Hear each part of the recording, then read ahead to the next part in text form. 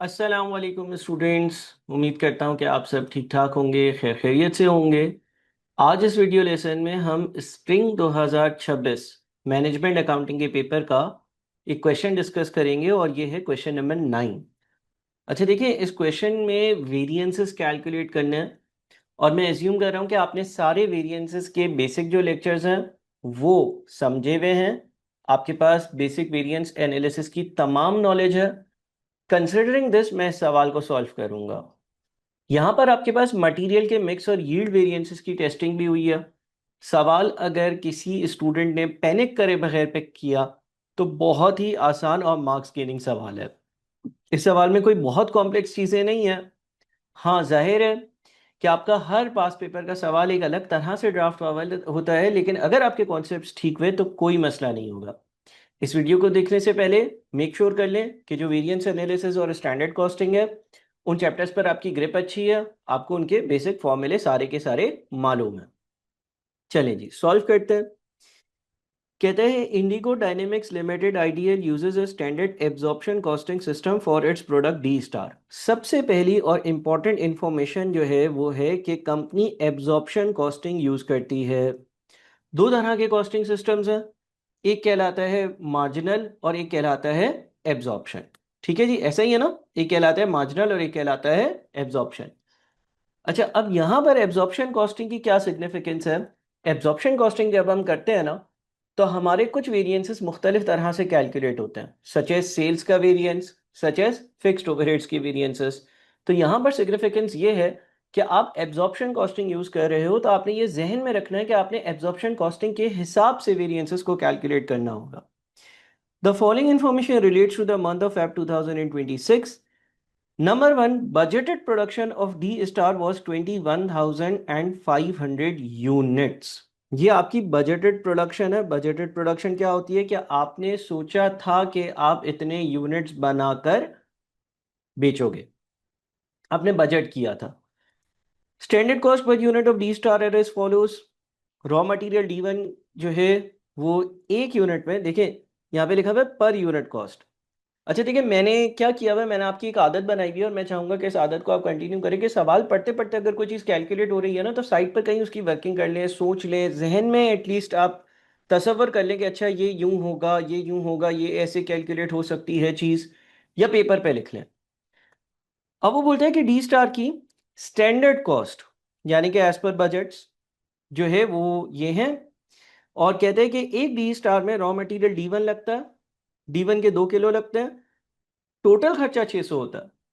ये हेडिंग भी बड़े कमाल की होती है, यहां पर रुपीस लिखा है। अगर यहां पर लिखा हुआ होता है ना कॉस्ट पर केजी तो एक अलग बात होती, लेकिन यहां पर रुपीस लिखा है और यहां पर कॉस्ट पर यूनिट लिखा है। इसका मतलब एक डी स्टार बनाने का ये खर्चा है और एक डी स्टार में एक D1 लगता है, 2 किलो लगता है D1 और 600 रुपए के 2 किलो हैं, क्योंकि ये आपको कॉस्ट पर यूनिट बता रहा है ना, टोटल कॉस्ट बता रहा है। तो इसका मतलब ये हो गया कि ये 300 रुपए का फी किलो हुआ। रॉ मटेरियल D2 3 किलो लगता है, 450 रुपए टोटल खर्चा होता है, इसका मतलब 150 रुपए फी किलो हुआ। डायरेक्ट लेबर 300 रुपए का लगता है और एक यूनिट में 0.75 आवर्स जो है वो लग रहे होते हैं। तो इसका मतलब ये हो गया कि अगर मैं 300 को 0.75 से डिवाइड करता हूं तो 400 रुपए पर आवर लेबर की कॉस्ट है। 270 रुपए के प्रोडक्शन ओवरहेड्स होते हैं, 0.75 एक घंटे के हिसाब से कितने होते हैं, 360। ये मैंने पर आवर निकाल लिया, ये मैंने पर आवर निकाल लिया, ये मैंने पर केजी निकाल लिया, ये मैंने पर केजी निकाल लिया। जहां जहां जैसे जैसे दिमाग कॉस्ट अकाउंटिंग के पेपर में चलता जाएगा मैं कुछ ना कुछ अपने जहन में या लिख कर ये वर्किंग करता रहूंगा। ये वर्किंग कहीं ना कहीं काम आएगी। ठीक है जी। Stock movements of materials D1 and D2 are as under. हाँ, अब इस सवाल को थोड़ा सा इंटरेस्टिंग बनाया गया। आपके पास स्टॉक कार्ड दिया हुआ है, स्टॉक कार्ड में आपको बताया जाता है कि मटेरियल कब खरीदा, कितना पड़ा हुआ था, कहाँ इस्तेमाल हुआ, वापस आया नहीं आया। अब D1 की अगर बात करें तो ओपनिंग बैलेंस 15,000 किलो हमारे पास पड़ा हुआ था, 300 रुपये का 1 किलो। अच्छा, ये याद रखिएगा कि पॉइंट नंबर 2 और 1 की इंफॉर्मेशन जो थी वो स्टैंडर्ड्स या बजटेड थी और अब ये एक्चुअल है। आपको कैसे पता है एक्चुअल है। देखो, स्टैंडर्ड्स या बजट्स में आपने एक रेट तय किया हुआ है 300 रुपये पर किलो और यहाँ पर 300 और 305 आ रहा है।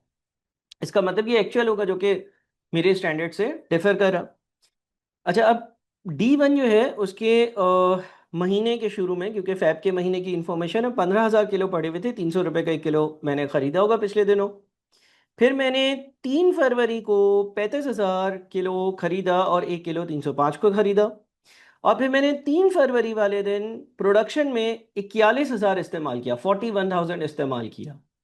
ठीक है, अब इसका मतलब ये हो गया कि क्लोजिंग स्टॉक भी होगा, क्योंकि 15,000 किलो अगर पहले से पड़ा हुआ था और 35,000 किलो मैंने मजीद खरीदा, और 41,000 किलो जो इस्तेमाल कर रहा है, तो 9,000 किलो क्लोजिंग स्टॉक होगा। एक और जो इंपॉर्टेंट बात है वो यहाँ पर एडिशनल इंफॉर्मेशन नंबर 1 में लिखी हुई है, IDL follows the FIFO method for its inventory valuation. इसका मतलब ये जो 41,000 का इस्तेमाल है, 41,000 इस्तेमाल किया है, 41,000 प्रोडक्शन में जो इस्तेमाल किया है, उसमें से सबसे पहले शुरू वाले 15,000 किलो इस्तेमाल हुए होंगे, क्योंकि company first in first out method use करती है। Company first in first out method use करती है, कंपनी फीफो यूज़ करती है। तो कंपनी ने सबसे पहले जो है जो यूनिट्स इस्तेमाल करे होंगे वो ओपनिंग वाले होंगे, यानी कि ये 15,000 होंगे।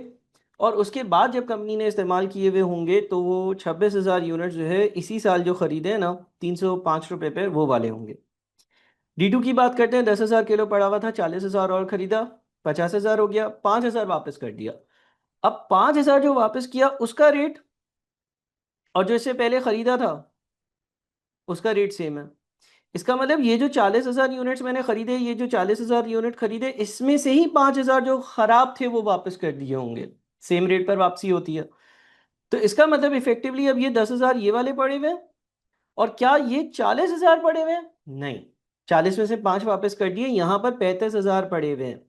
इस तरह से ये टोटल 45,000 हो गए। उसके बाद आपने 35,000 और खरीदे, उसके बाद आपने 58,500 इस्तेमाल करे। अब मेरे ख्याल से ये 58,500 का ब्रेकअप ये होगा कि सबसे पहले शुरू वाले 10,000 इस्तेमाल किए होंगे। 58,500 में से 10,000 माइनस कर देते हैं, अब आ जाता है 48,500।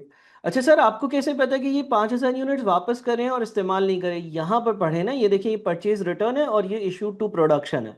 परचेज रिटर्न का मतलब खरीदी हुई चीज को वापस करना, इशू टू प्रोडक्शन का मतलब इस्तेमाल करना। तो 58,500 में से 10,000 सबसे पहले ये वाले इस्तेमाल हुए होंगे। अब क्या 40,000 इस्तेमाल हुए होंगे? नहीं नहीं, 40 में से तो 5 वापस कर दिए थे, खराब थे, तो 35,000 वहां से इस्तेमाल हुए होंगे। तो 10 और 35 कितना हो जाता है? 45 हो जाता है। 58.5 में से 45 माइनस करते हैं तो 13,500 बच जाता है। 13,500 कहाँ से इस्तेमाल हुए होंगे? ये जो 140 रुपये में से खरीदे। यहाँ पर वीडियो को कर ले पॉज, 5-6 मिनट की वीडियो हो चुकी है। यहाँ तक की जो डिस्कशन करी, जो वर्किंग्स करी, खुद भी अपने कैलकुलेटर पे या कहीं पर लिख लिख कर लें। चलें जी, आगे बढ़ते हैं। Production overheads are absorbed on the basis of direct labor hours. During the month 14,500 direct labor hours were worked. ये आपके actual hours आ गए, actual hours for actual units आ गए। Variable production overheads incurred during the month amounted to rupees 4 million. ये आपके actual overheads आ गए, ये आपके actual variable overheads आ गए, ये आपके actual variable overheads आ गए। Fixed production overheads were budgeted at 1,548,000। Fixed production overheads की अब मैं बात कर रहा हूं। कहता है कि फिक्स्ड ओवरहेड प्रोडक्शन ओवरहेड्स जो है हमने सोचा था कि 1,548,000 के लगेंगे। 30% of budgeted fixed production overheads were related to utilities. कर लेते हैं ब्रेकअप। देखें, एक तो यूटिलिटीज है, एक है अदर्स। बोलते हैं टोटल 1,548,000 है, उसका 30% क्या है? यूटिलिटी है। 1,548,000 इंटू 0.3, यानी कि 46,4,400 यूटिलिटी से पर्टेन करते हैं। कैसे किया सर? भाई मैंने 1,548,000 का 30% ले लिया, क्योंकि उसने बोला है 1,548,000 का 30% यूटिलिटी से रिलेट करते हैं, और बाकी 1,548,000 का 70% कितना होता है? 1,083,600। 1,083,600, ये क्या है? ये अदर्स है। बात समझ रहे हैं? ये टोटल का 30% है और ये टोटल का 70% है। ये टोटल का 70% है। ठीक है जी।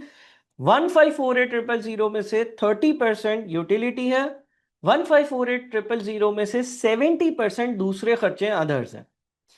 फिर बोलते हैं during the month fixed utility expenses increased by 5%। देखिए यहां पर उसने आपको पहले बजटेड इंफॉर्मेशन दी, ये जो हमने ब्रेकअप बनाया है ये बजट का है, ये जो ब्रेकअप हमने बनाया है ये बजट का है। अब एक्चुअल पर आते हैं, अब एक्चुअल पर आते हैं। अब वो बोलते हैं कि during the month fixed utility expenses increased by 25%।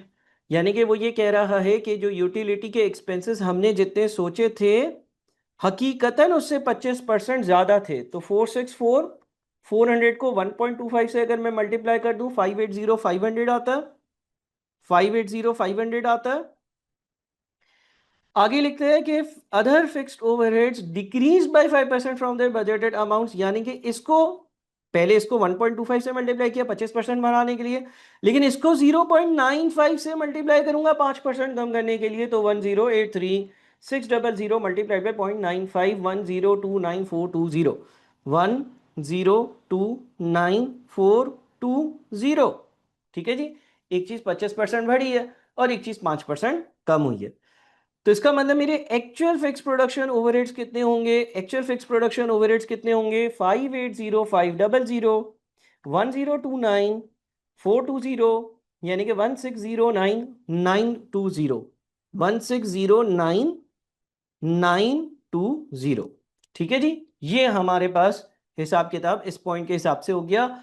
वापस वीडियो को पॉज कर इस हिसाब किताब को चेक कर लें अगर आपको थोड़ा सा डाउट भी है तो। Actual sales of D Star were 25,000 units. Opening and closing finished goods inventory of D Star was 11,000 and 6,000 units respectively.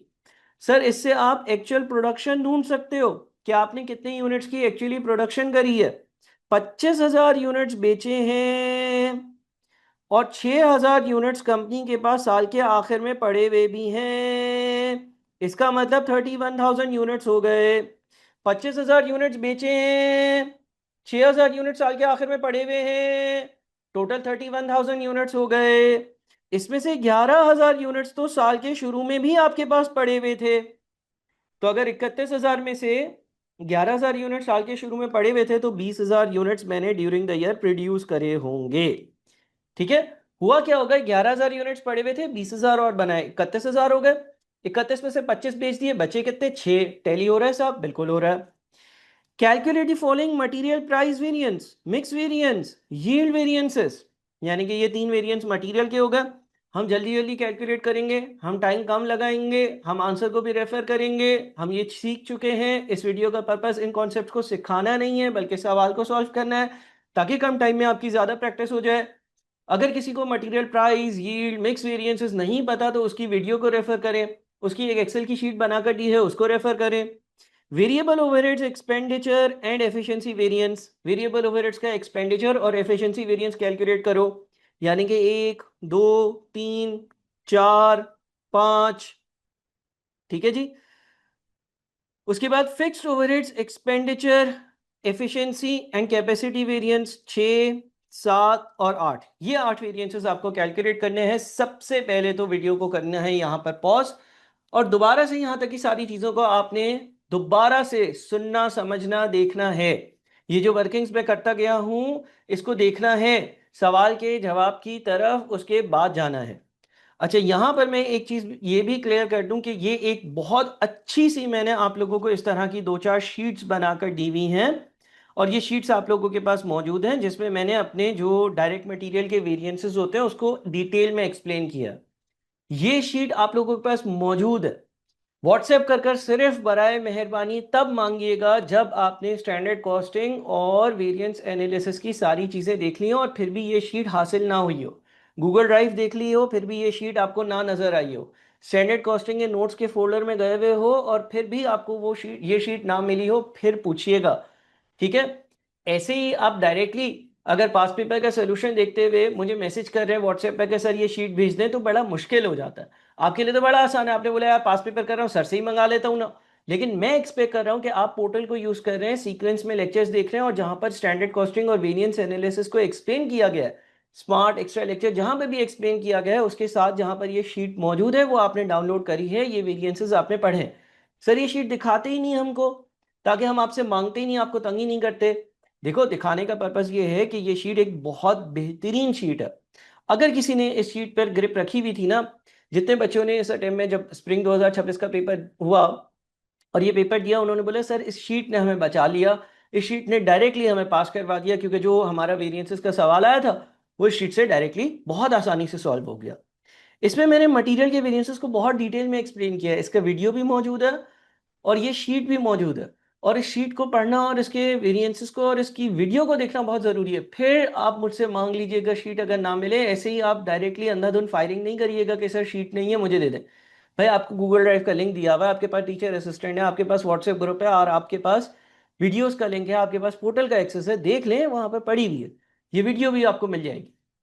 इसमें मैंने सारे वेरिएंसेस और उनके फॉर्मूलों को डिस्कस किया है। सिर्फ शीट इसलिए दिखा रहा हूँ क्योंकि इस सवाल के सोल्यूशन के वक्त मैं बहुत ज़्यादा टाइम नहीं लगाना चाहता। मैं दोबारा से yield variance, mix variance, yield variance के मुख्तलिफ तरीके, प्राइस वेरिएंस कैसे बना, क्या है क्या नहीं है, नहीं डिस्कस करना चाहता ताकि कम टाइम लगे।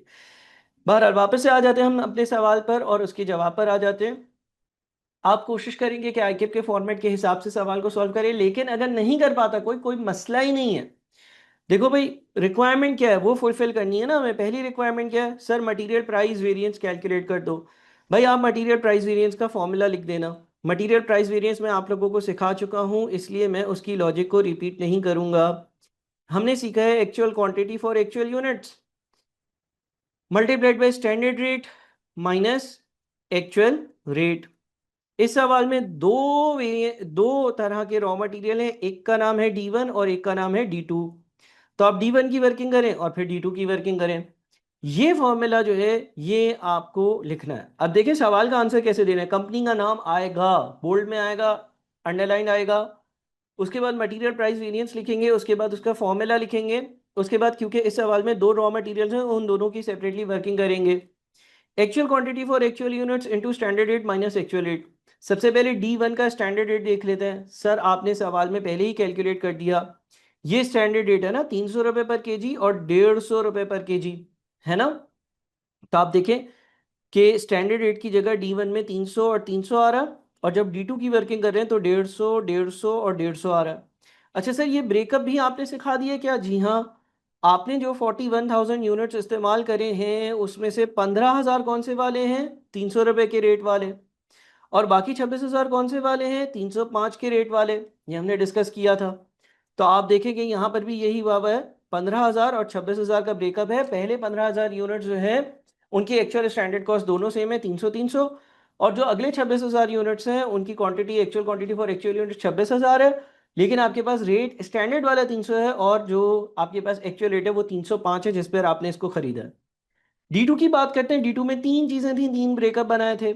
10,000 यूनिट्स 150 वाले, 35,000 यूनिट्स 155 वाले, और फिर 13,500 यूनिट जो इस्तेमाल करें वो 140 रुपये वाले रेट में से इस्तेमाल करें। 150, 155 और 140। तो आप देख रहे होंगे 150, 155, 140, और ये आपके पास 10,000, 35,000, 13,500 हमने कैलकुलेट किया। इस हिसाब से ये टोटल 58,500 बना। इनकी कैलकुलेशंस करते जाएं, आप देखें आपका आंसर यहाँ तक आ जाएगा। ये एरिया आपका मटेरियल प्राइस वेरिएंसेस का है, कोई मुश्किल चीज़ नहीं है, कोई नई चीज़ नहीं है। सिर्फ और सिर्फ एक चीज़ है कि D1, D2 दो रॉ मटेरियल है और दोनों रॉ मटेरियल में एक ही एक्चुअल रेट नहीं है, मुख्तलिफ एक्चुअल रेट पर हमने उनको खरीदा हुआ है। ठीक है जी। फॉर एग्जाम्पल पहली ये कैलकुलेशन मैं कर बता देता हूँ। लेट से ये 1,30,000 या लेट से ये 175 कैसे कैलकुलेट हुआ, 35,000 units into standard rate minus actual rate. तो स्टैंडर्ड रेट 150 है, माइनस एक्चुअल रेट 155 है, -5 आया, -5 मल्टीप्लाइड बाई 35,000 किया, 175,000 एडवर्ड्स आ गया। ठीक है जी। इस तरह से आपने मटेरियल प्राइस वेरिएंसेस को कंप्लीट किया। अब आ जाते हैं, अच्छा ओवरऑल मटेरियल प्राइस वेरिएंस यानी कि दोनों को ऐड कर भी दिखा दिया, 130 और 40 का एडवर्स यानी कि 170 का एडवर्स। फिर आ जाते हैं हम मटेरियल मिक्स वेरिएंस पर। मटेरियल मिक्स वेरिएंस पर यहाँ पर मटेरियल मिक्स वेरिएंस मैंने जो है वो आपको एक्सप्लेन किया था। Actual quantity for actual units standard mix में हो, actual quantity for actual units actual mix में हो। मिक्स क्या होता है? Ratio multiplied by standard rate. तो आपने अपने पास एक बार ये फॉर्मूला मेंशन कर देना है। मटेरियल मिक्स वेरिएंस कैसे कैलकुलेट होगा? Actual quantity for actual units standard mix में minus actual quantity for actual units actual mix में मल्टीप्लाइड बाय स्टैंडर्ड रेट। अच्छा अब आपके पास दो रॉ मटेरियल है। सबसे पहले D1 है, D1 का स्टैंडर्ड रेट कितना था? 300। कहाँ से सर? ये रहा ऊपर इसी वर्किंग में से 300 रुपये आपने सोचा था एज पर स्टैंडर्ड 1 किलो मिलेगा। Sir actual quantity for actual unit standard mix और actual quantity for actual units actual mix क्या होता है? मिक्स का मतलब ये होता है कि जब एक प्रोडक्ट एक से ज्यादा दो रॉ मटेरियल से बन रहा हो तो किस रेशो में उसको मिक्स किया गया है। हमने टोटल कितना इस्तेमाल किया है? हमने 41,000 D1 इस्तेमाल किया, 58,500 D2 इस्तेमाल किया, यानी कि टोटल इस्तेमाल कितना हुआ है? 41,000 प्लस 58,500। 41,000 एक रॉ मटेरियल इस्तेमाल किया, 58,500 दूसरा रॉ मटेरियल इस्तेमाल किया। ये है actual quantity for actual units in actual mix. Actual mix यानी कि रेशो। टोटल कितना इस्तेमाल किया? टोटल 99,500 इस्तेमाल किया। अच्छा sir, actual quantity for actual units in standard mix क्या होता है? स्टैंडर्ड मिक्स का मतलब एज पर स्टैंडर्ड्स जो रेशो था। एज पर स्टैंडर्ड्स क्या रेशो था सर? 2:3 का रेशो था। एज पर स्टैंडर्ड्स अगर आप 5 किलो इस्तेमाल करो तो उसमें 2 किलो D1 हो और 3 किलो D2 हो, ये था। तो आप क्या करें, 99,500 को 99,500 को 5 से डिवाइड करें और 2 से मल्टीप्लाई करें, D1 आ जाएगा 99,500 डिवाइडेड बाई 5 इंटू 2, यह आ जाता है 39,800।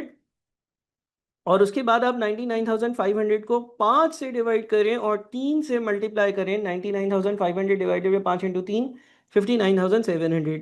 ये कहलाता है actual quantity for actual units in standard mix. Standard mix का मतलब ये है कि रेशो वो वाला जो स्टैंडर्ड्स में सेट हुआ था, और स्टैंडर्ड्स में 2:3 का रेशो सेट हुआ था, लेकिन actual quantity for actual units यानी कि हम ये देख रहे हैं कि जो हमने रॉ मटेरियल इस्तेमाल करा, अगर हम उस रेशो में इस्तेमाल करते जो रेशो हमारे स्टैंडर्ड्स का था, तो हमारी कॉस्ट क्या होती। अब आप इसकी 39,800 की, 59,700 की ये सारी वर्किंग समझ चुके हैं।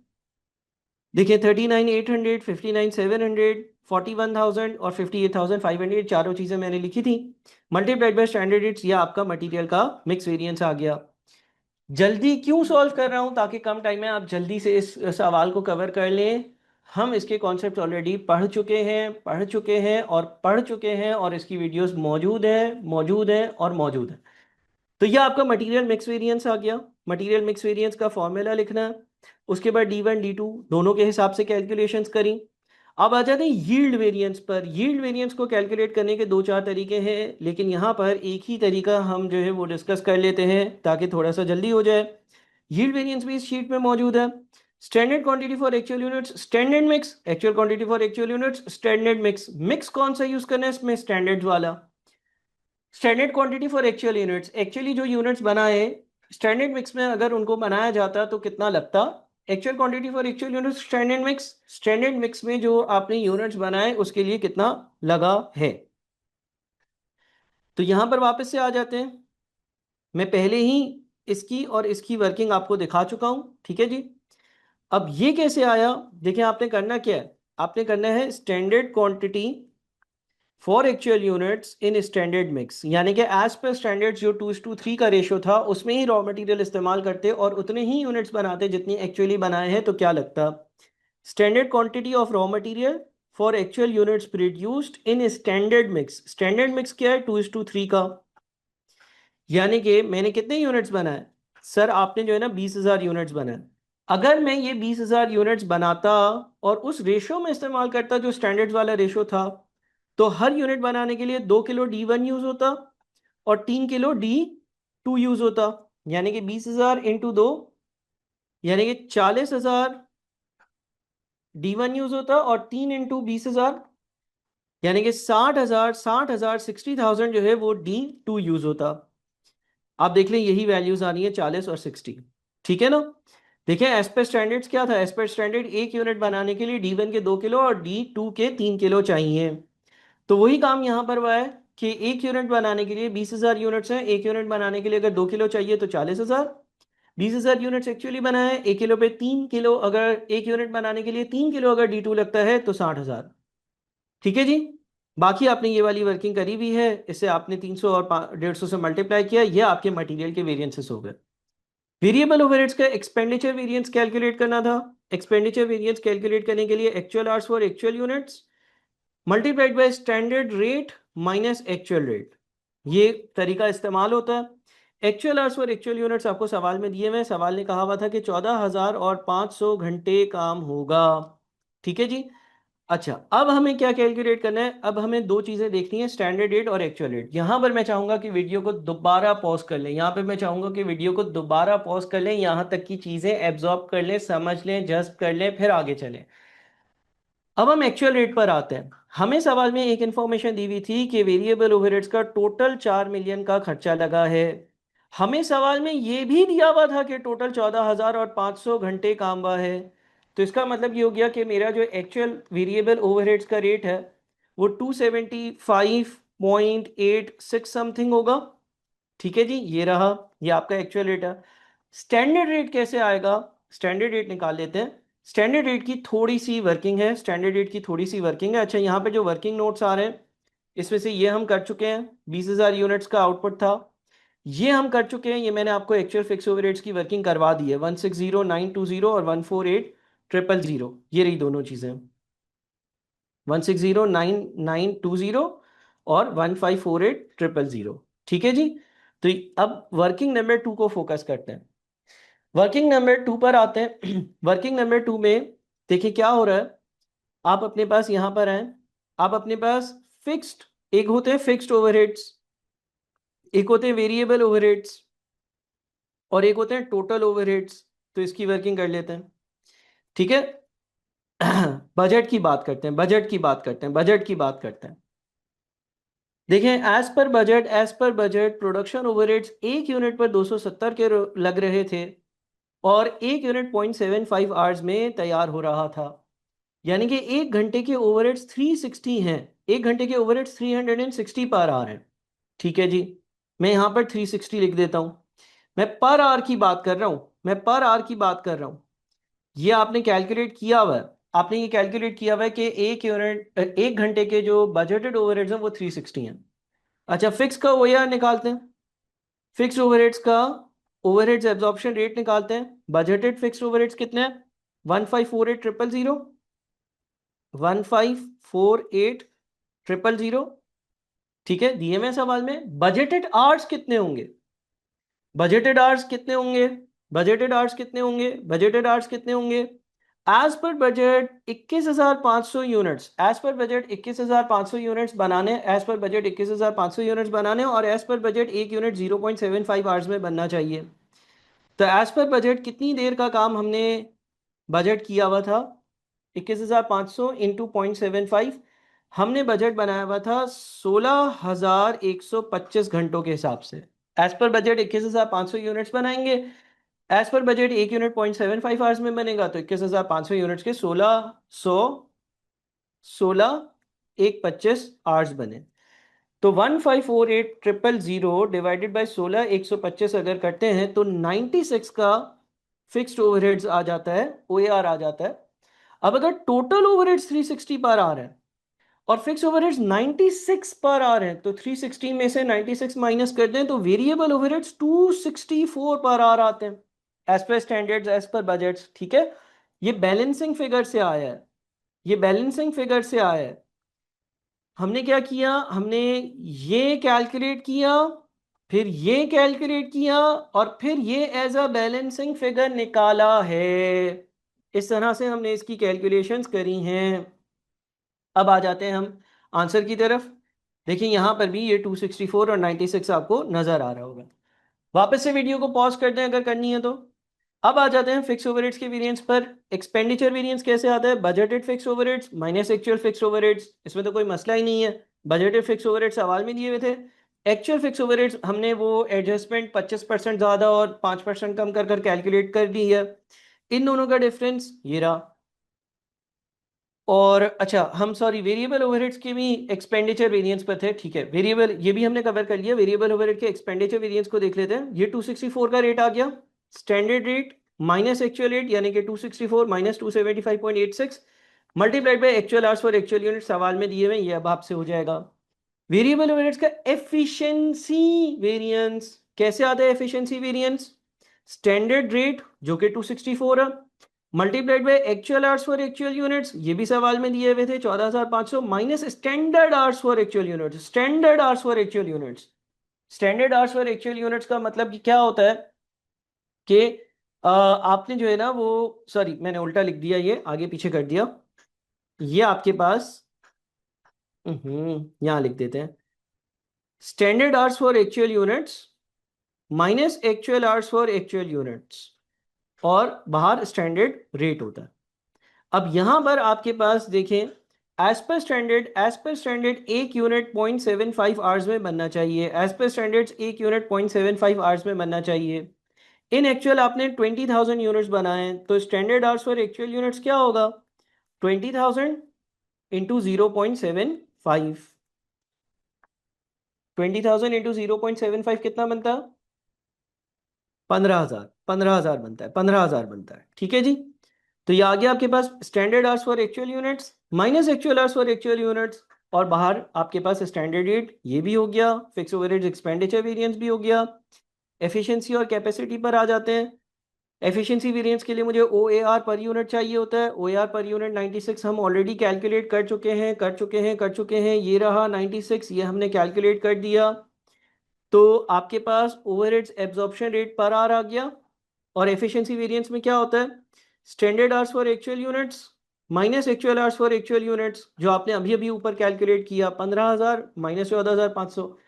फाइनली कैपेसिटी वेरिएंस में भी बाहर ओ आर पर आर आता है, ओ आर पर आर आता है, ओ आर पर आर आता है, और ब्रैकेट में आपके पास actual hours minus budgeted hours आते हैं।